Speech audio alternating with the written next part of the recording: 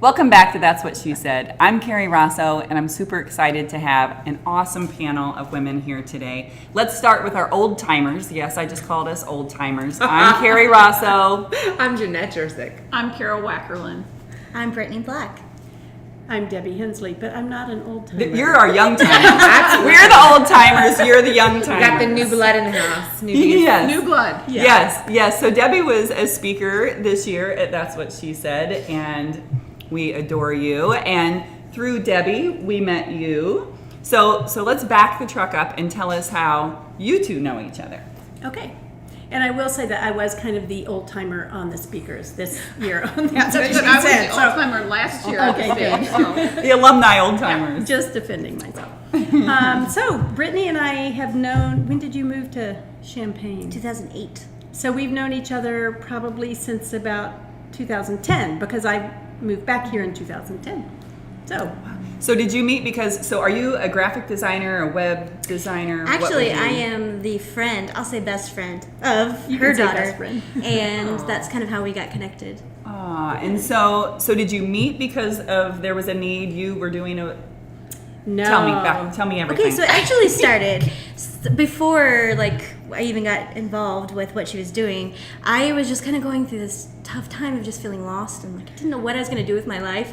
Even though I felt like I was close, I just couldn't quite put all the pieces together. Mm-hmm. And so my friend Anne said, well, you should really talk to my mom. That's kind of what she does. And so I did. And we started going through just personality stuff and my gifts and my wiring and everything else. And I think Your Best Third is a product of that in some ways, but I've just loved that Debbie started as an encourager of me, and I feel like now I can be encouraging to her and kind of support what she's doing now. So so tell us what Your Best Third is. Okay, well, can I say something else about Yes, that? you can. I feel like yes, you can. Now you. Yes. You're the referee. Yes, you may. It's always fun to hear what somebody else remembers about what happened, So one of the things I know, because as Brittany and I were talking about, her life changes and where she wanted to go, I was at home starting to think about what I wanted to do with Your Best Third, and one day it struck me like a bolt of lightning that she has a degree in marketing. And that wasn't really where she was working at all. So it's just one of those things that took me a couple of months to figure out, hey, wait, I need somebody who can do a website for me, and I bet Brittany can do that. Besides the fact that she's just artistic on many levels. She sings, she plays the guitar, she does all sorts of things. So, Your Best Third? Yes. Okay. Go. So, actually, it did go back to when I turned 60, and then my mother was 90, and I did not quick math, because math isn't my forte, but it took me a couple of days to figure out 30 years was a third of my life. And so my husband and I started talking to him, I'm like, Dave, what are we going to do for 30 years? Because when my mother turned 65, their mindset, you will relate, was, okay, I'm going to retire at 65, travel a few years, and then die when I'm 70 or 72. I never That's thought, just kind of it. I never thought that. No, our parents. But- Oh, yeah. Oh my goodness. Just want to say that. No, but it's that's the mindset, Right. because the life previous. expectancy was a lot shorter. And so my mother was in fact, she lived to be 94. And I thought, what am I going to do with 30 more years? And so Dave and I actually came up with what we want to do is for the next third, however long it lasts, we want to need less and give more. And so we've done a lot of focus and simplify. We live in a small house because we would prefer that. So we want to need less, consume less while giving more. So I started a blog. That was the first blog that you helped me with, right? Mm-hmm. But it's really hard to monetize. It's hard to, I had people reading it, and I hired a coach who said, who's going to pay you to learn to be poor? I'm like, well, I didn't say be poor. Actually, rich. Yeah, Right. exactly. But he didn't get it. I didn't hire him. But anyway, as a coach, right, he was fired after one time. But that kind of prompted me eventually to hire some coaches to say, okay, I have this passion within me to help people understand that we need to be planning for these later years of our life. And so they helped me rebrand it to Your Best Third, because what I want to do is help people at whatever third they're in to really begin to think about, what do I want to do in that third. What do I want to be like? Where, how am I going to invest my life? Because it's a lot of time. And if we don't think about it and plan it, then it's just going to happen. So it's almost an empowerment piece, kind of like what we do with Soul Journey. It's just a way to pour into people, to encourage them, to help them kind of focus in on where their gifts are and not just retire. Right, exactly. Well, and I think that when we first talked, there was this assumption that people who are close to you in age are the people that was sort of your target. Right. And I'm 44. That's right, I am. And Very young. Very young. Very. I love you, Debbie. I like the very part. Not just you're young, but I'm very young. But you're right. We could, mother. I tell Carol I could call her mommy. Yeah. And then she punched me. But one of my peers, after you spoke, it really impacted her, and I realized it's your generation. It's because we're all thinking about it. We're all thinking. And the stage I'm at, when my kids were little, it felt like I will be in this diaper forever. And then now I'm sort of on the cusp of realizing, oh my gosh, 30 more years, and that can be overwhelming, and thinking, what am I going to do? And what's that look like? You really should be thinking of 50 more. 50. But I'm happy to say my husband's already there, so I might be old, but not that 50 old. more years. Yeah. Oh, yeah. Oh, see. Yeah. 44 See? to 94. That's a long time. Oh, yeah. And my mom's 92. So, I know what it looks like to be continually purposeful. That's a good role model to have. Continually purposeful. So what kind of old person do you want to be? Yeah. Feisty. I want to be You're feisty. there, baby. You're and there. I want to be feisty, and I want to be purposeful. I always want it to be about something other than me. So there are, and you taught us, to pay attention to the different types of people who are in retirement homes or living their lives. And I have a 92-year-old grandmother as of tomorrow. It's her 92nd birthday, and she lives a very simple life. She's not feisty. She's simple. She's just hanging out, and I love her dearly. But I look at my best friend's grandmother, who in her 90s lives half the year in Vienna and half the year in New York City and wears leather skirts and dates a man 25 years younger than her. Like, I want to be her. That's me too. Right. Like, she's feisty. She's sassy. Like, she's living life, and it's a beautiful thing. And, like, my mother and I always talk about it. She's a fun lady. And that's what you want to be when you grow up.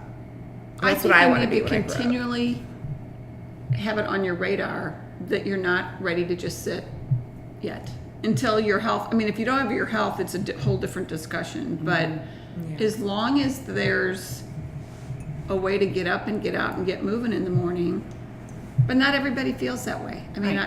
Well, for me, I was thinking, for the love, I want simple, because I'm projecting, because the part of the journey I'm at now is so go, go, go. So that seems enticing to me, where when I'm an empty nester, suddenly I'm going to be feeling like, wait, I want to be feisty. I want to be in a leather skirt, whatever it is. I think it's just, do you feel that? Because you're much younger. I think you're very, very young. If I'm very young, you're very, very young. So are you thinking ahead to those stages yet? Or are you just living it up? That was kind of the thing that made me just connect with Debbie's blog, or connecting with her message, is thinking about that you don't arrive to those places accidentally. And so I hadn't been thinking about it. It was not something that's on my radar to think about what I'm going to be like when I'm 60. But I think it was probably right around when I turned 30 that I started thinking, wait, you don't save for retirement a week before you retire? And it's kind of like hearing Debbie's words over and over again. It does make me think, who do I actually want to be? So I feel like I'm in a process of that. It's something that hasn't been on my radar, but I think it feels more important now to invest in it. And I don't think I realized that. Don't you think women are always looking to other women for role models? And so we meet Debbie, and Debbie's, what'd you say, 60? 4 and 64. 3, Okay. 4. And I'm 65, and I have my grandmother died at 87, and she was an art teacher until 3 weeks before she died. And my mom is 92, and she's very purposeful. So I've got really strong role models in my world, and so I think if you don't have those or you don't seek those out, then you just do what you see. And so I think it's great that we can challenge each other to look at the last third or the best third, and expect something more than what maybe our grandmothers expected. And to surround ourselves with women that we know will push us or challenge us. And like my sisters and I always say to each other, like when we promise, if I turn into a dud, or if I can't, I'm too old, I'm too tired, my hip. If that's what our conversation becomes, talking about our hips, Or the weather. please, or the weather, please, Okay, let's my hold each grandmother's other favorite accountable. topic. I'm just saying. The weather. Yeah, every day. What's the weather, Jenny? I'm like, But that doesn't make her a Sun's bad still out. person. It's It just, does, but not if at all. that's, it needs to just be a slice, be balanced. Well, I think something that resonates with me about women needing other women is the example of sometimes it seems so trivial, but you start to think that time is running out for you. Okay, I'm on the downhill slide now. But to see women who are older than me, to see there is so much life left, it kind of takes the pressure off of trying to make this day the most important day ever, but really seeing that there is time and that there are women doing extraordinary things in all different thirds. It's kind of hopeful for me, instead of looking at it more oh my gosh, I only have this much time to accomplish this or this or this. Instead, seeing that there are women flourishing from Well, I think you're 20 to because 29. you've got this one in your life. That's true. And she's going to make sure that you don't get complacent Very true. about. Yeah. I do want to just say that one of the byline for your best third is life on purpose, because it is about choosing. If you do choose to have a calm life and stay at home and be focused on the weather, you just need to be okay with that. Right. So choice. yeah, and some people are going to be active, and some people are just going to be tired, and just want to be there. So I think the thing that I want to do is help people just be intentional with how they're living their life. Whether I have a friend who just exists to babysit her grandkids. That would not be my reason for existing. I love my grandkids, but they have other grandparents who will take them for the whole weekend. Yay. So I think it's just to be intentional and to be purposeful. Good. Well, I think there is no better note to end on than that. And we'll all be encouragers. And say one more time how people can find you. The website is yourbestthirdthird, no spaces in there.com. And please sign up for our newsletter, because Yay. we're really pushing right now to kind of get a buzz going with that. So yourbestthirdthird.com. Oh, good. Thank you so much. And until next time, that's what she said. That's what she said. That's what she And said. that's what she said.